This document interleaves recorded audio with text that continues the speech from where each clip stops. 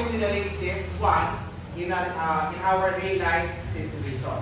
So before we proceed in our lesson proper, let's have are activities that produce an outcome, but the result cannot be precisely.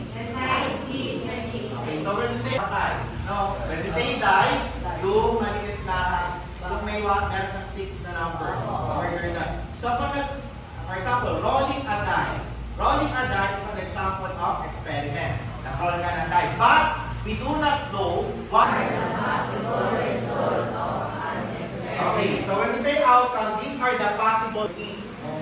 That is thing. Okay, next. Sample space, everybody read.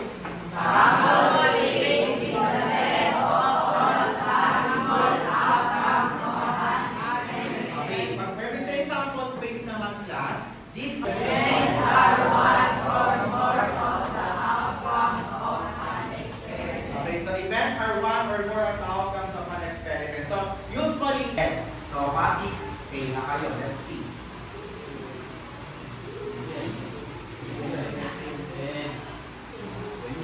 Okay, so ang nanalo is A or the group 2. O ngayon kayo naman ang mamumula. What will be the outcome? 5 ano lang tayo? 6. Okay, 6. We have 6 outcome. And then for the sample space, what are the set of all, what is the set of outcomes? In rolling a die.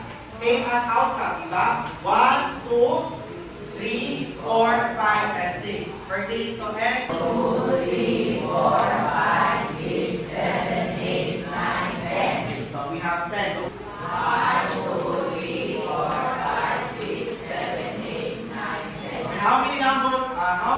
And you will answer the following question. First, what is the experiment? Second, what could be the outcome? Third, where is the sample space? Fourth, what is the relevant event in the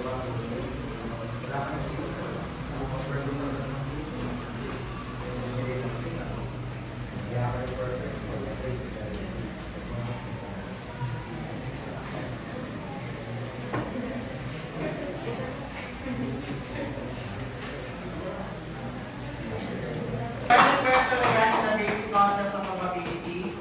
Okay, now